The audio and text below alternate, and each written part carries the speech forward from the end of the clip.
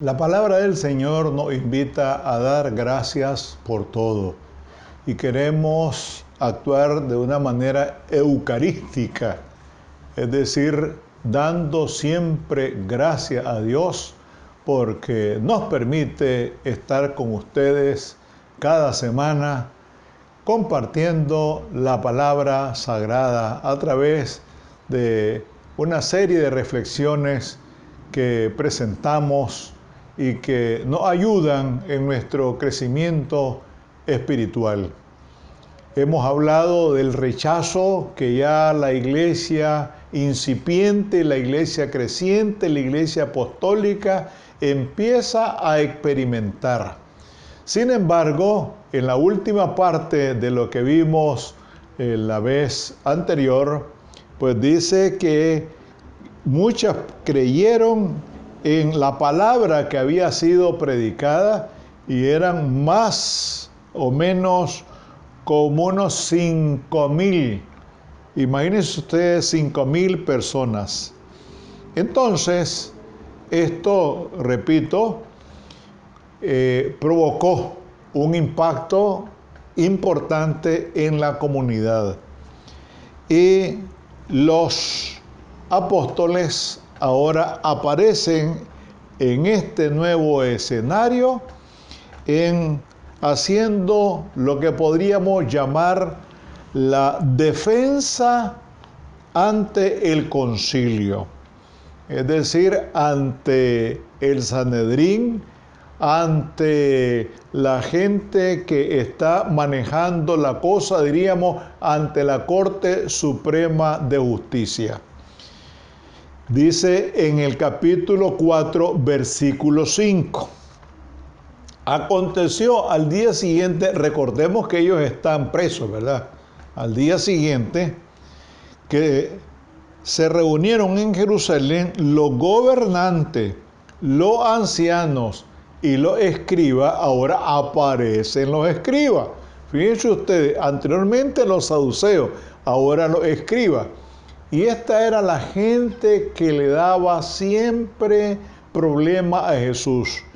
Los que llevaban la contraria del ministerio de Jesús, aquí aparecen también llevándole la contraria a la iglesia que estableció, que inauguró nuestro Señor Jesucristo, y más que la iglesia, el reino de Dios.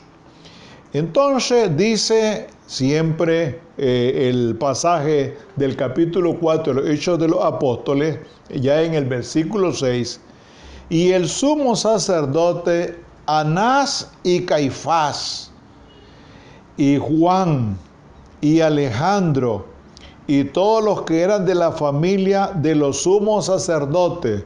Fíjense ustedes que aquí como que se confabulan todos se ponen de acuerdo para espetar, para rechazar a la tarea que están desarrollando los apóstoles. Y dice aquí, ya casi como un juicio, fíjense, casi como un juicio.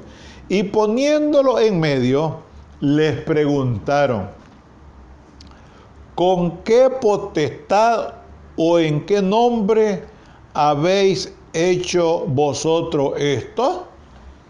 Es decir, toda esa tarea que ellos vienen desarrollando, incluyendo la sanidad del cojo de nacimiento, que Pedro muy cuidadosamente, él dijo que no era cosa de ellos, sino que dice aquí claramente, y teniendo asido a Pedro y a Juan el cojo que había sido sanado, todo el pueblo atónito concurrió a ellos al pórtico que se llama de Salomón.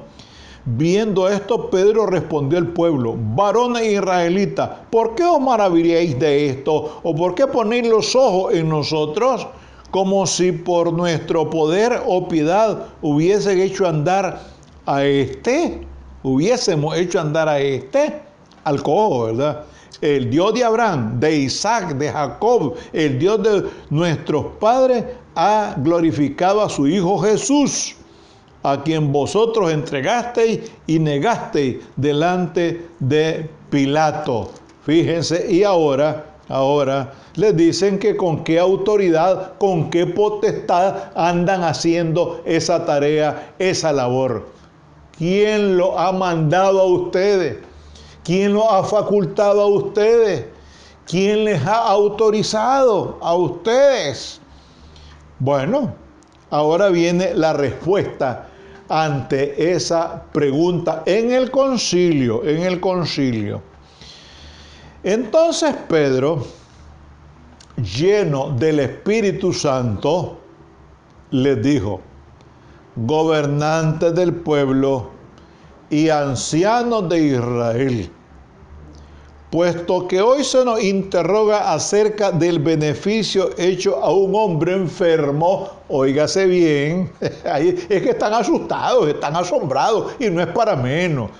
Si el único que hace milagros es el Señor, Él es el que tiene potestad.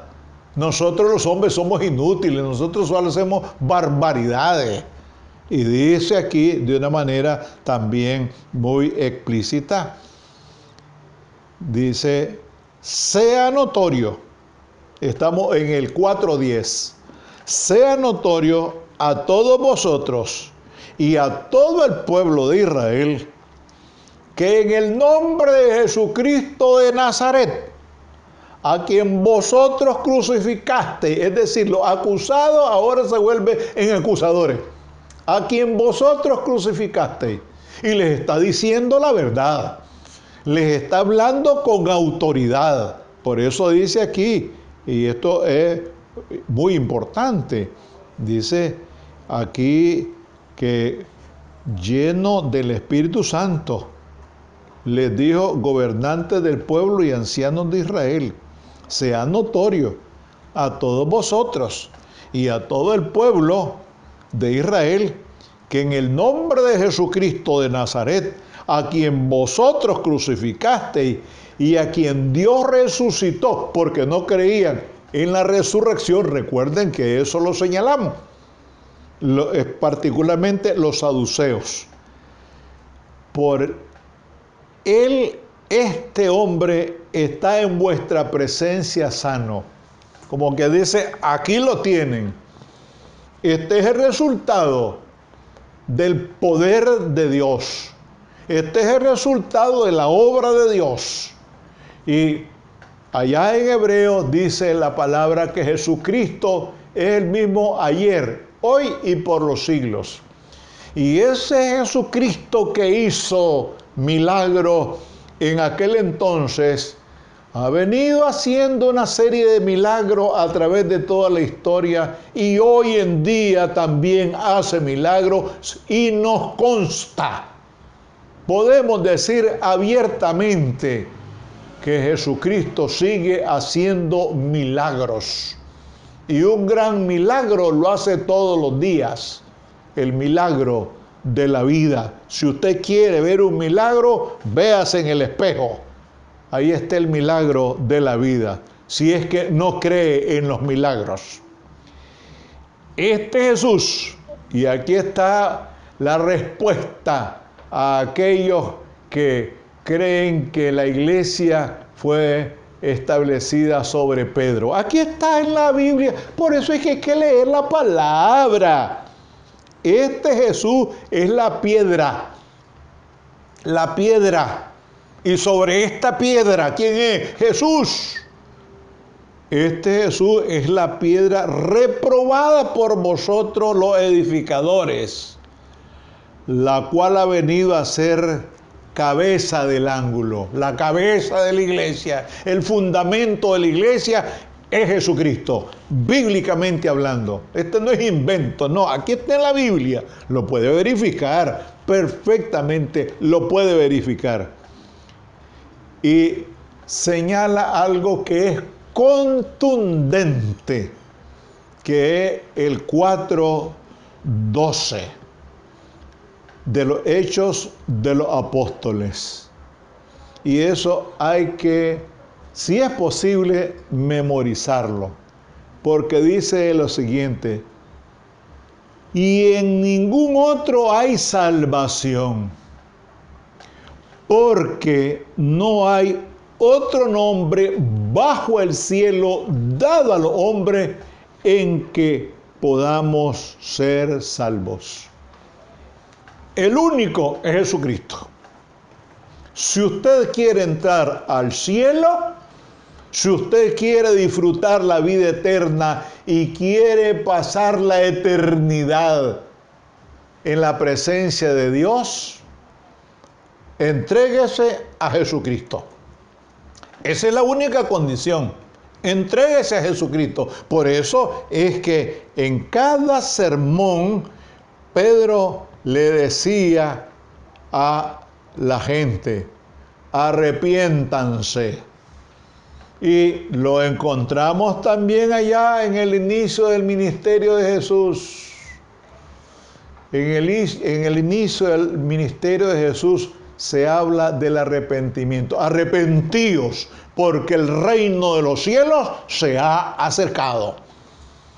Y fíjense que Jesucristo en su retorno, viene a establecer lo que se llama la cristocracia, es decir, su reino en esta tierra, y eso es bíblico. Y en algún momento pues vamos a ver bíblicamente para qué viene Jesucristo por segunda vez a esta tierra. Entonces, esta expresión que los apóstoles le dan ahí a las autoridades,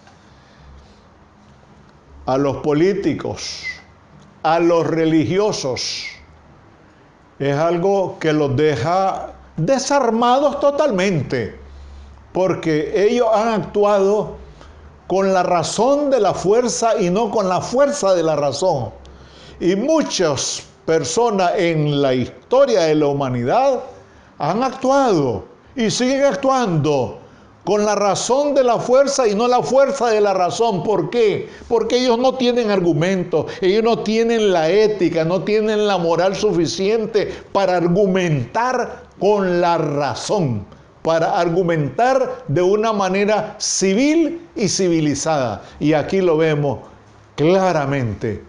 Lo vemos, pero de una manera tal que entiendo, ¿no?, que esta gente se quedó asustada, desconcertada, y no era para menos. Y en ningún otro hay salud, en ningún otro hay salvación, porque no hay otro nombre bajo el cielo dado al hombre en que podamos ser salvos. El único camino para llegar a Dios es Jesucristo. No hay más. Y fíjense que esto nosotros lo podemos corroborar también en las palabras de San Pablo. Fíjense que aquí lo dice Pedro. Y allá en 1 Timoteo, en la primera epístola a Timoteo, en el versículo, capítulo 2, versículo 5, dice: porque hay un solo Dios y un solo mediador entre Dios y los hombres, Jesucristo, hombre. Ahí está. Ese es el mensaje contundente. Un mensaje que es puro y duro, como se dice por ahí. En ningún otro hay salvación.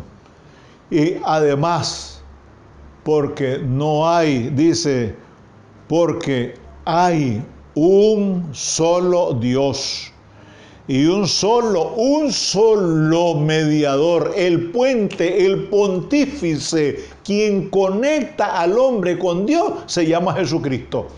Ahora yo pregunto, ¿ya se conectó usted con Dios a través de Jesucristo? Porque hay muchos que dicen: yo me quedo aquí en mi casa, aquí veo la televisión, aquí veo los programas evangélicos, aquí canto, aquí oro, pero eso no es suficiente. Eso no es suficiente. En la Biblia hay más demandas. Usted quiere el evangelio del confort, y el evangelio del confort no existe. No existe para nada. Y si usted lo busca en la Biblia, se va a dar cuenta que no es así. El evangelio del confort no existe. es el evangelio del compromiso, de un cambio radical, de un cambio profundo, de una nueva forma de vida. Eso es el evangelio.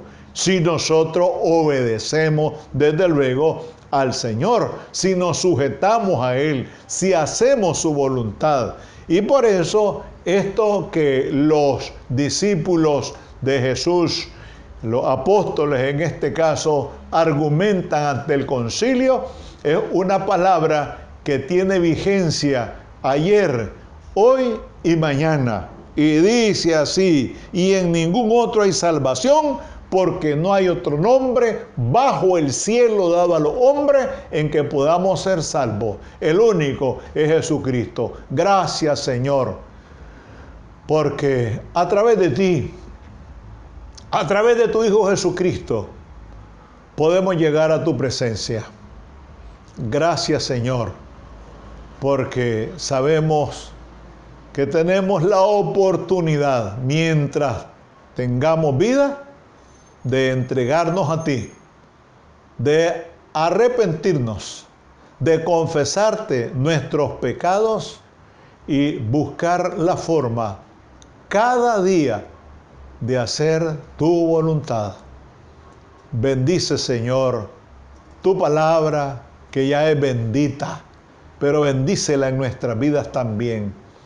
Y ayúdanos, Padre, a ser obedientes y a seguir hablando a los cuatro vientos sobre el mensaje de Jesucristo, el mensaje de salvación. Gracias, Padre. En Cristo Jesús te lo pedimos y te damos la gracia. Amén.